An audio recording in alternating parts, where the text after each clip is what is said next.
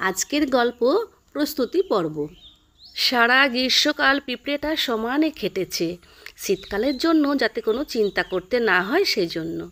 সে ক্ষেত থেকে একটা একটা করে শস্যের দানা মুখে করে বয়ে নিয়ে গিয়ে নদীর ধারে একটা ঝোপের নিচের গর্তে তার ভাড়ার ঘরে তুলেছে। খুব খাটুনি পড়েছে তার, কিন্তু শীতকালের কথা ভেবে সেই খাটুনি সে গ্রাহ্যই করছে না।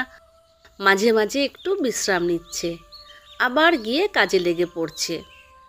শীতকাল এসে গেছে, কনকনে ঠান্ডা বাতাস বইছে, ঝকঝকে রোদও উঠেছে। পিঁপড়ে একটা শস্যের দানা ভাড়ার ঘর থেকে টেনে বার করে বাইরের রোদে শুকোতে দিচ্ছিল। এমন সময় এক গঙ্গা ফড়িংয়ের সঙ্গে ওর দেখা হয়ে গেল। ঠান্ডা বাতাসে গঙ্গা ফড়িংটা প্রায় জমে যাচ্ছিল। পিঁপড়ের সঙ্গে চোখাচোখি হতেই সে বলে উঠল, সুপ্রভাত পিঁপড়ে মহোদয়া। কি ঠান্ডাটাই না পড়েছে, খিদে মারা যেতে বসেছি একেবারে। আমাকে দয়া করে একদানা অন্তত সর্ষে দিন। সারা মাঠ ঘুরে এলাম, কোথাও এক কুচি খাবার পড়ে নেই। তা আগে থাকতে খাবারের ব্যবস্থা করে রাখুনি কেন? আমি সারাটা গ্রীষ্মকাল ধরে সমানে খেটে শীতকালের জন্য খাবার সঞ্চয় করে রেখেছি। ভাগ্যিস করেছিলাম, তাই এখন নিশ্চিন্ত মনে তোফা আরামে আছি। ঠিকই বলেছ তুমি, সত্যি ঠান্ডাটা খুব জোর পড়েছে। বহুদিন বছরের এই সময়ে এত ঠান্ডা পড়তে দেখিনি আমি। তাও তো সবে শীতকালের শুরু, এরপরে না জানি আরও কত ঠান্ডা পড়বে। আমার অবশ্য তা নিয়ে চিন্তা নেই। ভাঁড়ারে যা আছে তাতে অন্তত মাস 6 আমার হেসে খেলে চলে যাবে, বলল পিঁপড়ে। গঙ্গা ফড়িং বলে উঠল, গ্রীষ্মকালটা আমিও অলসভাবে কাটাইনি।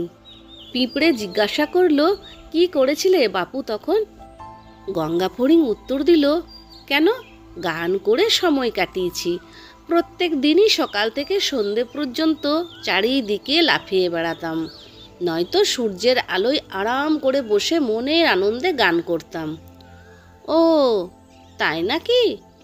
পিঁপড়ে এবার বলল, তা সারাটা গ্রীষ্মকাল যেমন গান করে নিজেকে আনন্দে রেখেছিলে, তেমন সারাটা শীতকাল নেচে নিজেকে গরম রাখো কেমন?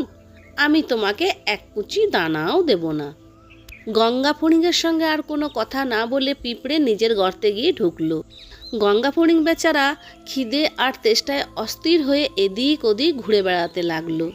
বন্ধুরা, মনে রাখবে, যখন সুসময় থাকে তখনই দুঃসময়ের জন্য তৈরি হতে হয়।